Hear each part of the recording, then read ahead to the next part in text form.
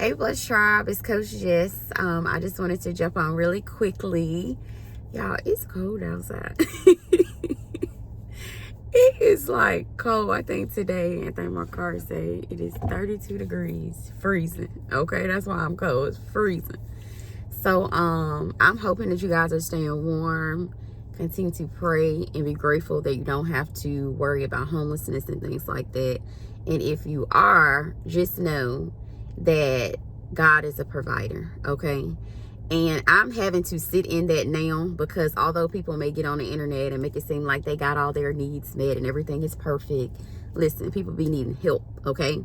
Some people just need more help than others, and that's why sometimes you may feel like, well, you know, man, I don't have this, I don't have that, I don't have enough gas, I don't have enough food, I don't have enough shelter, I don't have enough heat, you know, whatever it is, just know that somebody else got it bad off than you. So just be very grateful, wake up in gratitude. That's why I like getting on first thing in the morning, because I'm always just like at a very grateful and just giving God all the gratitude as I drive down the road. God, thank you for not letting the people pick up the car. God, thank you for having the finances to be able to do some of the things that need to be done. Thank you for being able to have a warm bed to sleep in and a warm shower to take showers in. God, thank you for the food. Thank you for everything that I have. Even as London got out of the car, she said, I gotta go. I promise after school I'll give you a kiss. Things like that. Just be grateful that even you have children that are eager to go to school, eager to do the right thing. You have family members to support you. Don't worry about the people that's not supporting you, that's talking about you, that's trying to slander you, that's trying to trip you up, that's talking evil about everything that you go to do. And all you're trying to do is just be the best person you can be. In this season, God said that he's lifting us up. I've been listening to a lot of the audio scriptures as I'm on my commute in the morning, and that's what God has just been revealing to me. He's like, all of my disciples and people that I put in place to carry my word forward, I've always protected them. I've always sent an angel to rescue them, to set them free, to lift them up. I've always gave them favor with me, and I've always just looked out for them. Okay, everybody has an appointed time where we have to die, but God was just revealing to me, like, you know, you don't have to have any fear when you go into the boardroom. You don't have to have any fear with raising your child, with co-parenting, with starting new careers, educational journeys, fitness journeys, rekindling relationships with family, overcoming grief, or just coping, becoming the best version that you can be. God said, don't have no fear about nothing he told you to do. He's going to be lifting you up in this next season. And the way that he gave it to me was in the scripture when one of the armies was overcoming, I think it was Paul, so heavy that they wanted to kill him so bad that the soldiers had to lift him up on their shoulders in order to safely give him passage. So the same thing with you, guys, saying whatever you're doing, and he has been proving it to me, because I was working on some heavy stuff. I'm telling y'all, like, my brain, okay, it's expanding, and I love it. I love stuff like that, but it's not easy. Even when your body is expanding and becoming the way that it naturally is supposed to be, healthier, receiving less calories, you're pushing your legs to walk further, whatever it is, it's not easy to transform something one way and make it another way. Self-development, that's why it's so hard. That's why people be like, listen, Coach Jess, I'll get with you this summer. I just mentally can't do it. You literally have to press, okay? You're going to have to stay focused. So anywho, I was doing something and I was like, man, I don't know how to do it. Sometimes I don't approach tasks because I just don't know how to do it. And when you're doing something for the first time, like hearing these messages, pressing play, starting a business, raising your children, keeping your mouth closed, using some emotional intelligence, whatever, I don't know what it is. But listen, whatever you are doing and you don't know how to do it, God will give you the strength. God will give you the wisdom. Because I look back and I was very successful after the thing was done. And I was like, God, you did that. Because it's stuff that you know that you didn't know. Your brain, no matter how big it is. Okay, one of my students used to say, big brain. All right. I don't care how big your brain is or how big your confidence and ego is. Some stuff you just not going to know how to do. And you going to have to face it. God, I'm coming humbly before you. I don't know what I'm doing. And when you come to your daddy like that, listen, he be ready to just like move everything. Listen, lifting you up.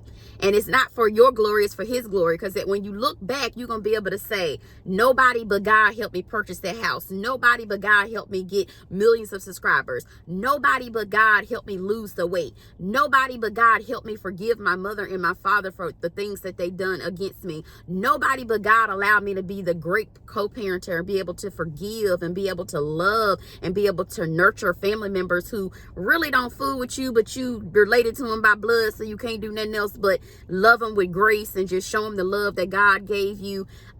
Things like that. You look back and you be like, child, it's nothing but God. Because a lot of people, you really can read them, they rights, you really can tell them off, you really can give them a piece of your mind, you really can just be like, you know what, if y'all would have been faced with the same stuff I would have been faced, you would have been dead. A lot of people, they won't come and tell you, I admire what you're doing. I admire your tenacity. I admire your ability to be able to overcome hell and poverty and not being able to read and things like that. I admire you. Some people just would never tell you. But I'm here to tell you on today, you're going to look back and you're going to say, it's nothing but God lifting me up so that he can get the glory. So that when you get to a divine place, you can say, man, only God brought me this way. Only God was able to make me be successful. And God don't do it just like where it's like, oh, you passed with an 80. You just skated by.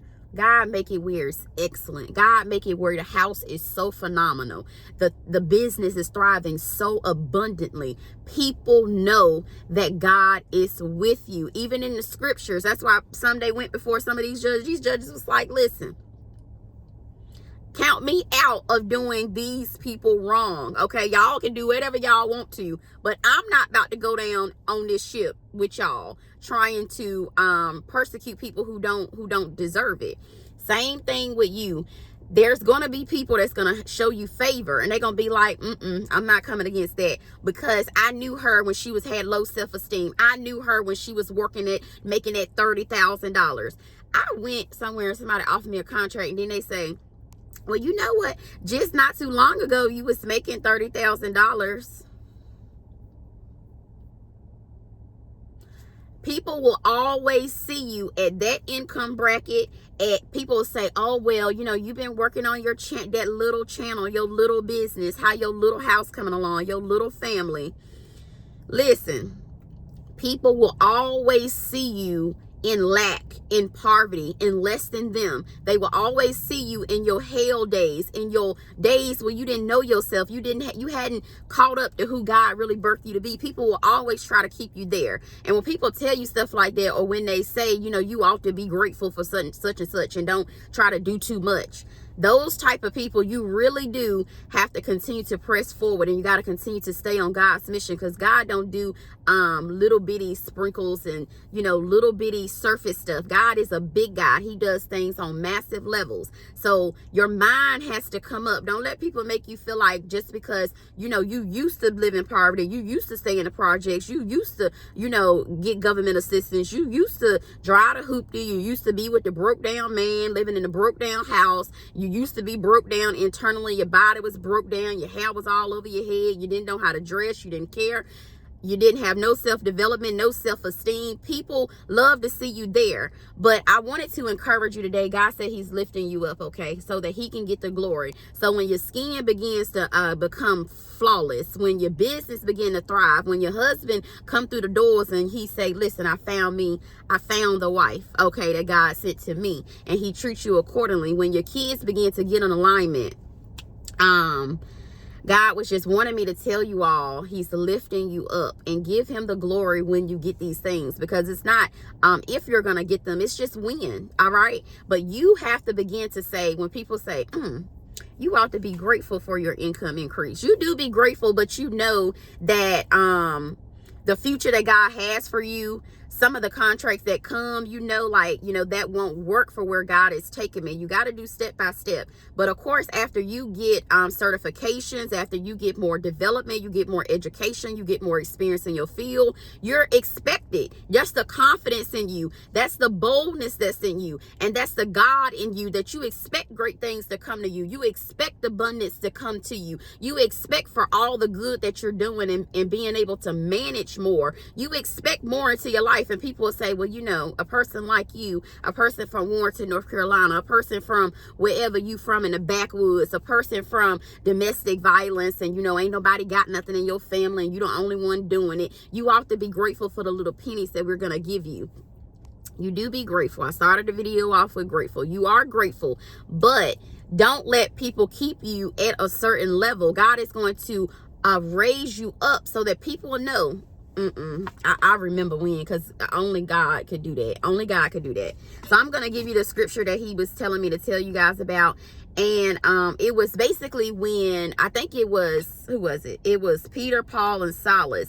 And they were all in prison, not at the same time, but the angels came to them and set them free. So this video, I'm praying and I'm hoping that it's going to set you free, that you understand that God is not going to leave you in a dungeon. God is not going to bring you to a certain place and then just be like you all on your own. No, when you're in trouble, you need to call on your daddy. When you're doing well, you need to praise your daddy. When you are when you're just in trouble, don't think like, oh, God didn't forgot about me. No, look back on your life and see how far you have come, all the successes you've had. You had nothing to do with them. It was all your daddy giving you strength, the power, the wisdom, and the boldness inside to be able to do anything. Because I experienced it. I was like, Lord, I was stressing. But my daddy, he brought me through, okay? So, anywho, when the angel came, the angel told Peter. So it was like two different scenarios, but I'm just going to tell y'all the story, okay, for the sake of time. So the angel told Peter, get up, quick, get up, put your clothes on. And he said, follow me. And they were able to just go through the different doors. And I remember one time it said that the chains, I think it was Paul and Silas, Peter and Silas, they were singing and the chains broke off of them. So a lot of things, you used to be bound in that income bracket. You used to be chained and bound in that shame and that rape and that abortion and that bad relationship, and you didn't know no better. You was in the world, you was drunk, you was high, you was all sorts of stuff, okay? I think it was even Ahab. She was the prostitute. Listen, don't matter your background, where you come from. If you ain't got nothing, ain't never had nothing, don't know nothing about nothing, it don't matter. These words is for everybody. So me, you, and everybody else, we are Peter, Paul, and Silas, okay? Apply it to your life. God is not just gonna leave you, all right? He gonna send somebody like me to say, quickly, get your stuff and let's go, all right? So they left the jail, and when they were gone, the guards came back later looking for them, but they was gone. So some people, they gonna come back looking for you, but you gonna be gone, okay, baby? I gotta go. I'm probably gonna come back and finish this word or do another one. But I love y'all. Y'all have a blessed day.